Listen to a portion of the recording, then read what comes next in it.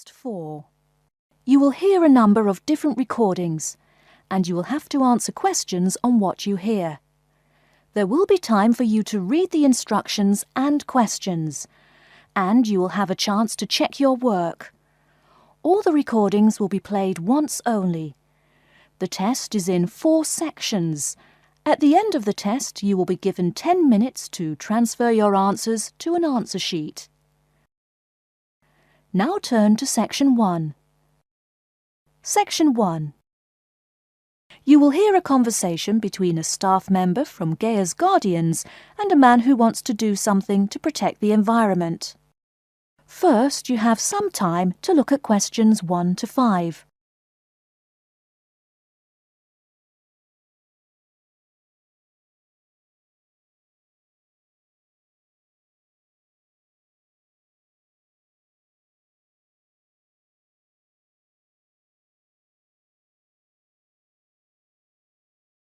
You will see that there is an example which has been done for you.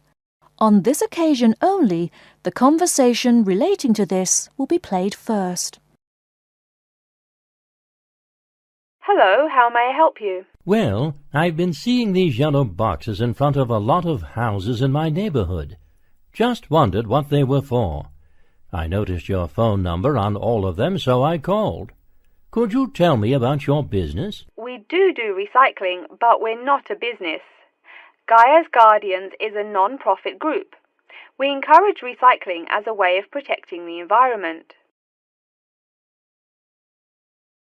The woman says that they encourage recycling as a way of protecting the environment. So, recycling has been written in the space. Now we shall begin. You should answer the questions as you listen, because you will not hear the recording a second time. Listen carefully and answer questions 1 to 5. Hello, how may I help you? Well, I've been seeing these yellow boxes in front of a lot of houses in my neighborhood. Just wondered what they were for. I noticed your phone number on all of them, so I called. Could you tell me about your business? We do recycling, but we're not a business. Gaia's Guardians is a non-profit group. We encourage recycling as a way of protecting the environment. I don't know. I mean, it is a good idea, but I really don't read the newspaper every day or anything. And we don't come collect newspapers every day. In fact, we only do pickups every other week. Oh, well, then maybe I could help. I mean, in my neighborhood, there's too much rubbish lying around everywhere. I'd like to help out, I guess. That's great, sir. You're doing the right thing. Okay, I need to get your contact information. What's your name, please? Peter Wisrow. Peter, how do you spell your last name? W-I-S-R-O-W? No, actually, it's W-I-S-R-O-U-G-H. Oh, I'm sorry. I'm a terrible speller. You're a good speller. It's just that my family are terrible pronouncers. You're quite a card, Peter. Okay, now what's your address? Number 168 Bridge Road. That's here in London. How about if I have any questions? I'm sending you a copy of our booklet too. The booklet has our phone number and our email address, helpline@blackcat.com. That's HELPLINE at BLACKCAT.com. But I nearly forgot to ask, what's your postcode? BS97PU. PS97BU? No, that's B as in boy, S97P as in Peter, U. Before you hear the rest of the conversation, you have some time to look at questions 6 to 10.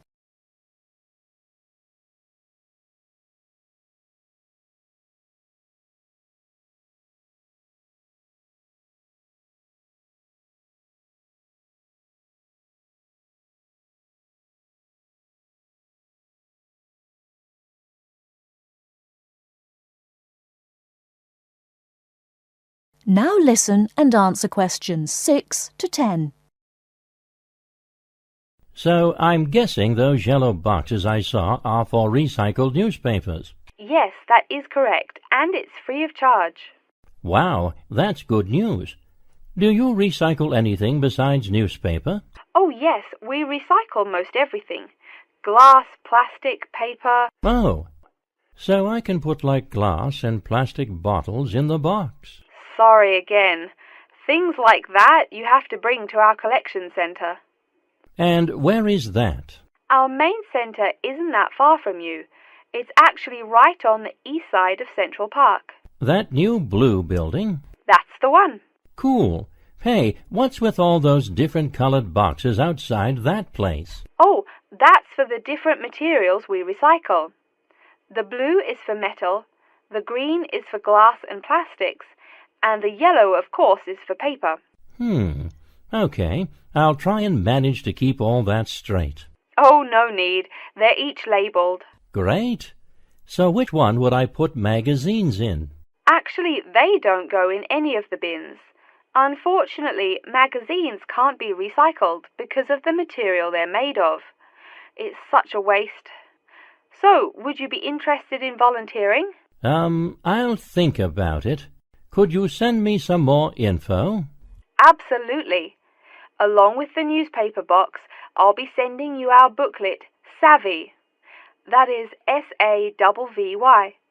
It tells you about what you can do to protect the environment in your daily life. Plus, it lists things you can do as a volunteer with our group.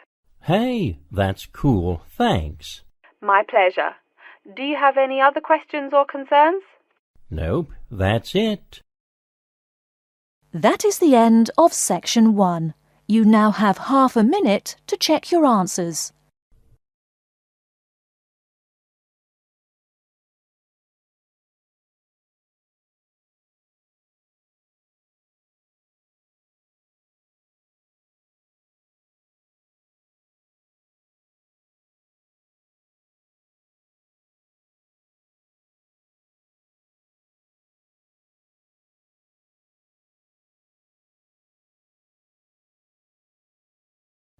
Now turn to Section 2. Section 2.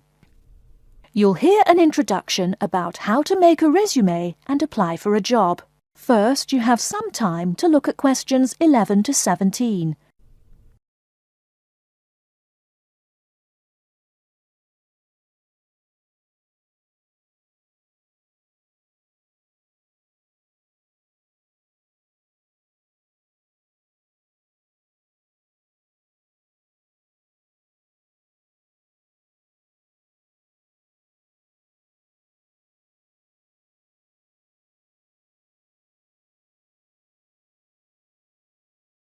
Now, listen carefully and answer questions 11 to 17.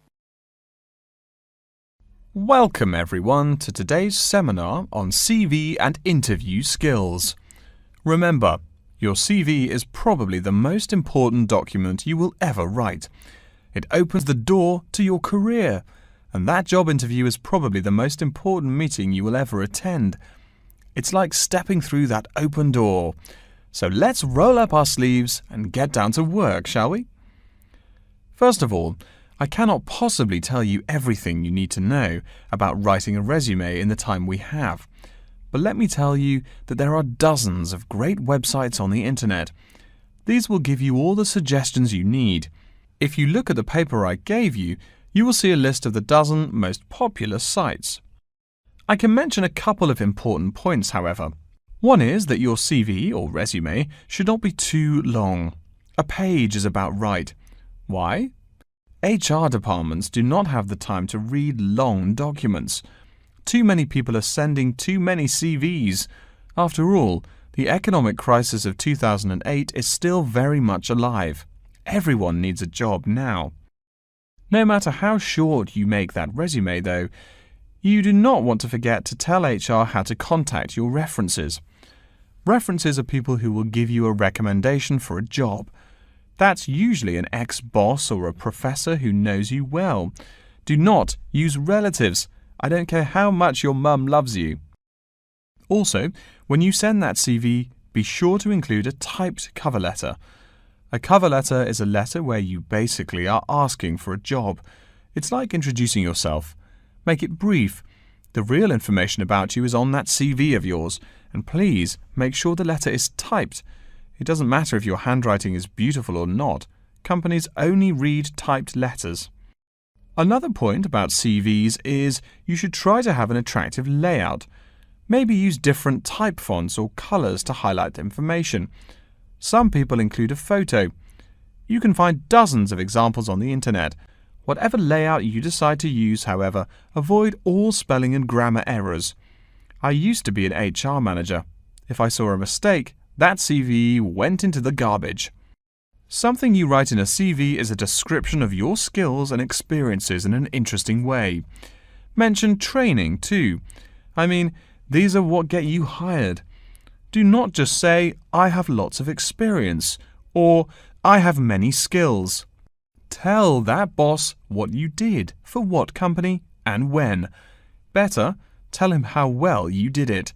Don't just say, I sold houses. Say, I sold £2 million worth of houses in my first year. That is, say something to make the person reading excited and curious. Finally, speaking of CVs, it's sad, but some people actually forget to provide a contact number. That's pretty silly. You wrote a great CV, you have HR dying to meet you, and they don't know how. You forgot your phone number. Oh sure, if you apply online, they have your email address, but you just showed them you're forgetful. Why are they going to want to talk to you after that? Before you hear the rest of the talk, you have some time to look at questions 18 to 20.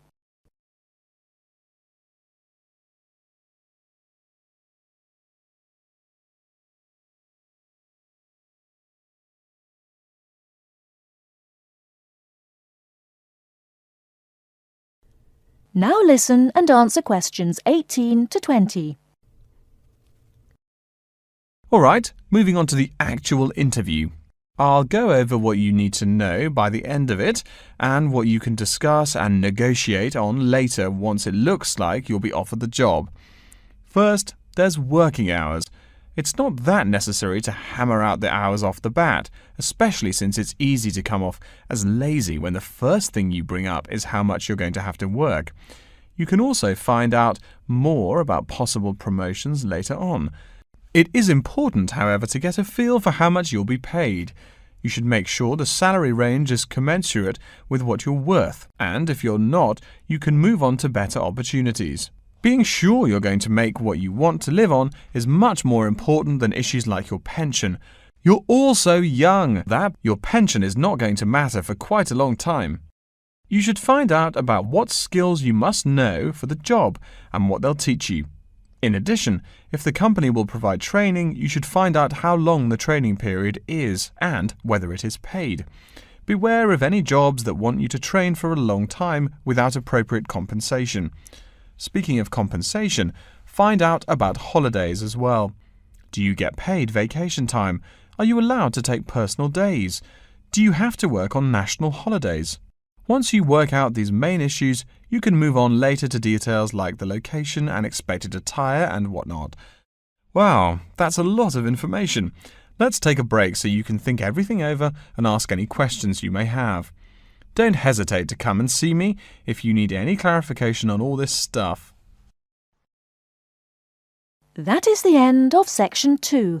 You now have half a minute to check your answers.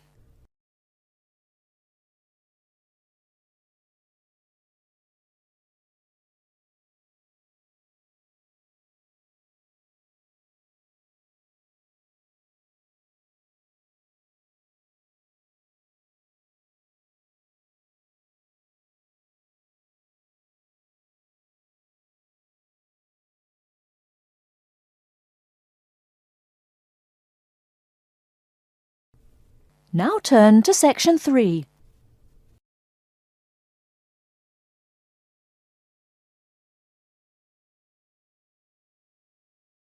Section 3. You will hear a man called Frank talking to Dr. Lindsay about what he should study if and when he returns for further classes. First, you have some time to look at questions 21 to 25.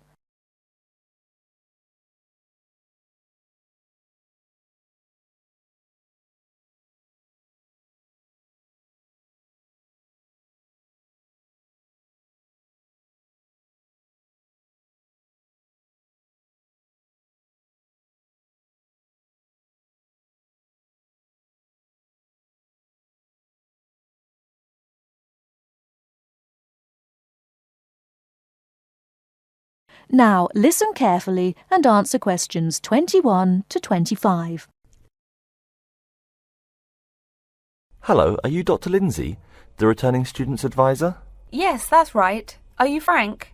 Your appointment wasn't until 2, but that's okay. Please come in and have a seat. Thanks. I like to arrive early whenever I have anything to do. That's certainly a praiseworthy habit.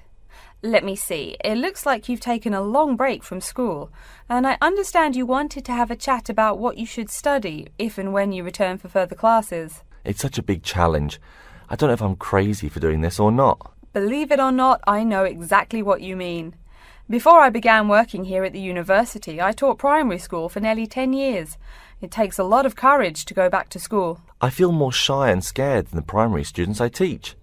In the schools I taught, I found today's youngsters are very sure of themselves. In terms of intelligence, I have a lot to teach them, and the maturity level of much of my class leaves something to be desired. But in terms of confidence, wow, a lot more confident than I am now, that's for sure. Stop fretting. A brave man is a coward who refuses to run. Let's talk about your strong points. You seem an intelligent man. What is it you would like to study? You see, I've been teaching children for a few years, but I think I'm happier teaching adults. I think teaching students in middle school is much more satisfying because they end up being much more grateful for your work. If I may ask, what got you interested in teaching adults? A lot of things, I guess. I met my future wife back in my first year of college. She always complains that I was more interesting then. She says that now I talk like I'm 7 years old. That's probably from being with children all day. Again, I know just what you mean. My husband used to say the same thing about me when I taught kindergarten. Anything else? Well, yes. Fairly often now I run into former students and we talk. Some of them are getting close to being grown up. I guess I think more and more about how people develop over time. So I'm interested in the results of education, the final stages. I see. Well, coming back to the university can be both difficult and very rewarding. There are some problems unique to returning students, older students like yourself. What do you think is your greatest weakness? Well, I actually think my confidence is getting better. I'm definitely overcoming my introversion and starting to be much more comfortable in front of a class. To tell you the truth, I'm afraid I'm rather behind the times about many things. It's more difficult for me to chase after the popular things youngsters are fond of, such as iPhone, Twitter, if you name it. I think I understand. Before you hear the rest of the talk, you have some time to look at questions 26 to 30.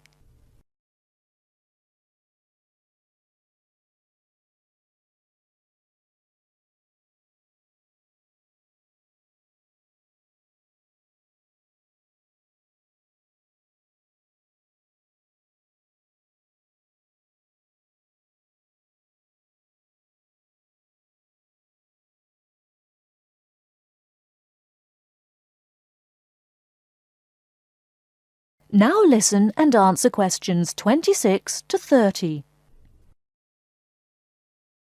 How old are you, 35? People at your age still go back to school for further education. I was a bit the same way. I mean, I didn't study at university till after I had a family, a husband and one child. My point of view was a lot different from your average 18-year-old girls, I can tell you. Gee, that sounds pretty rough. A family and college? Clearly you weren't unsuccessful, though. It was, Frank, it truly was. My first term at school was extremely stressful. But, excuse me, you're not here to listen to my life story. We're talking about your plans. Is there anything unique I should know about you or your past experience or plans? I'm afraid not. There is nothing interesting about my career or plans. It's really not too impressive. Now, I forbid you to talk like that. This is your one life, and if you're not interested, why bother living it? Don't be so humble, Frank. Okay. My wife says I'm a wimp. Let's talk about your dreams a bit. You want to teach adults, you said. What would you like to teach them? Well, when I first came to college, I really liked languages and literature. A lot of people have told me that for practical reasons, it would be more rewarding to choose business management as my major. But I made up my mind to study liberal arts once I got the idea of going back to school. I must say it's refreshing to meet someone who knows there's more to an education than computers and finance. Let's have a look at the university course catalogue. Excuse me, Dr. Lindsay, before we do that, could I maybe ask you some questions about changes in university life? I think I need to discuss that so I know what to expect. Of course, I'm here to help you. The biggest thing to get used to is the change in technology. Professors present things on huge screens, many of which are interactive computerized whiteboards. You can write on them still and use them like a touchscreen. They're really handy. No more sloppy scribbled notes on the projector. Let's see, I doubt you'll be living in student housing, so I won't go into all the improvements there. Another major change that you'll enjoy is the plethora of resources available for students. As a student, you have 24-hour access to the gym and library privileges that include the use of school computers to scan, copy and print. And of course the media library, which contains movies from all genres and most of the movies listed on AFI's top 100 movies of all time. The dining facilities are also not what they used to be. They offer choices for all diets and you can expect a hot meal any time of day. Wow, things really have changed. I'll be sure to utilise all those great facilities in my time here. Thanks for all your help, Dr. Lindsay. I think that's all the questions I have for now. That is the end of Section 3. You now have half a minute to check your answers.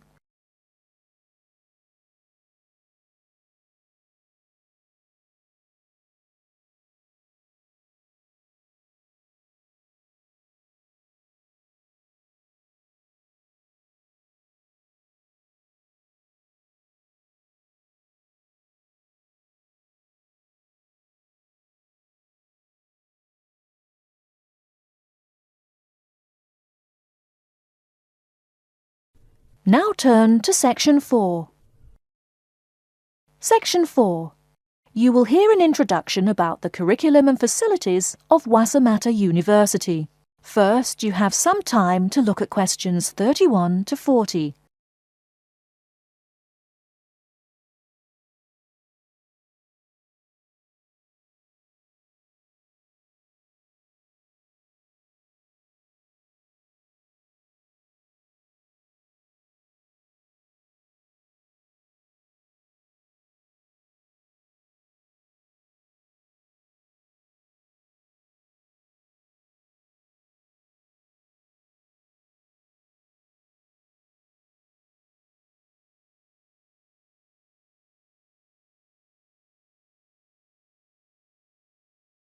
Now listen carefully and answer questions 31 to 40. Okay, and welcome back. During the short break we just took, several of you approached me with questions. So before going on with the orientation talk, I'd like to address those queries. As I found, if one person asks a question, probably a dozen others are wondering about the same thing. The first question is whether Wasamata University employs modules technology as an instruction method. The answer is yes, we do. At least that's what the university catalogue says. If some of you don't understand what modules technology is, don't worry. I googled the word but couldn't find it. Apparently, though, it's a method of broadband wireless access. At least that's what an American company's website told me. But again, don't worry. If you need to know something more, your professor can tell you. Another question someone asked me was what tomorrow's workshop on research methods and skills was about. Well, research skills include any method you can imagine for finding and presenting any information you need. That's not just schoolwork either. Writing English, the native language for most of you, and finding a job are also research skills. And yes, those will be addressed in tomorrow's workshop. As you know, Wasamata University is one of this country's premier universities for the study of the dismal science, economics. Some of you, it seems, want to get a jump on their classmates. During the break, half a dozen of you came up and asked me where to find economics tomes.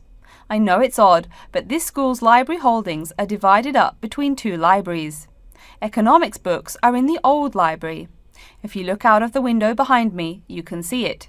It's the red brick building. Oh, before I forget, you economics types also need a lot of math, am I right? Well, those math books are neither in the old library nor in the new one. They can be found in the math department building. Why am I telling you this? Doesn't the invisible hand guide economists? Maybe it's good you asked. In 2008, that hand shoved most of the world economy off a cliff, didn't it?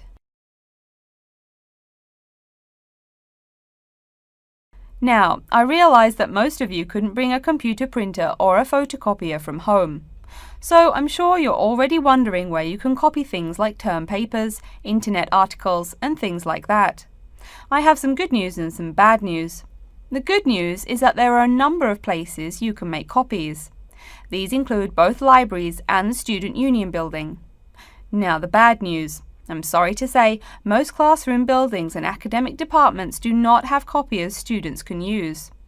So most of the large buildings you see around campus do not have copiers for students. The copiers there are reserved for professors and office staff. Oh yes, I nearly forgot to tell you. If you need to have printing done, all the copiers available to students are laser printers. Plus, for your convenience, you can pay using prepaid cards. You can get those in the Student Union building. That just covers the questions put to me. If you have more, please see me during the next break at 2:15.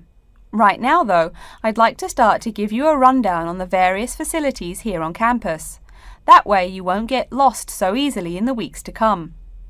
I've been told that this year's incoming class features a large number of married students and parents. So you must be wondering where to put the baby while you're in class. Okay, right now we're in the Student Union building, right? Remember the big doors in front where you all came in? If you go out of the building, you can see the nursery is just on the other side of this building. It's only about 20 meters away. Convenient, eh? Next, we're all from different places around the country. Some of you are from other countries. That means we're pretty likely to get sick during the first months of school as we expose each other to many new viruses. So where's the doctor? Of course, you need to find the Medical Services Centre, which is on the right as you leave the building. Remember, that's the second building on the right. And if you look out of that window, you can see a lot of antenna and satellite dishes on the roof. So that's what we call the Media Centre. Yeah, I know, I think it's confusing too. The Media Centre is next to the Medical Centre. The chairwoman of the journalism school on the first floor doesn't like it when people who wander in there mistake her for a nurse. Chances are you'll have at least one math class while you're here. That red building there, just outside to the left, is the math department building.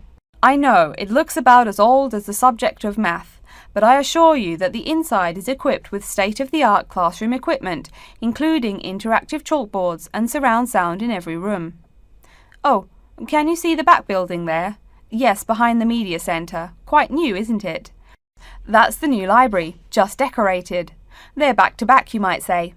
If you look just to the left of it at the lower, older-looking building, you'll find the old library. It's nice and quiet, perfect for those marathon study sessions during exam week. Since the weather is so nice, why don't we stop looking at our maps, but go for a walk around the campus? That is the end of Section 4.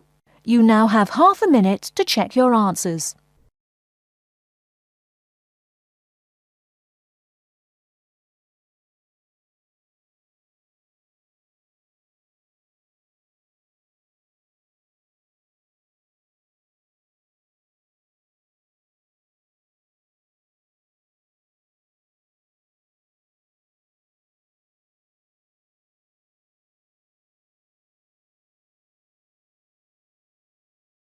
That is the end of the listening test.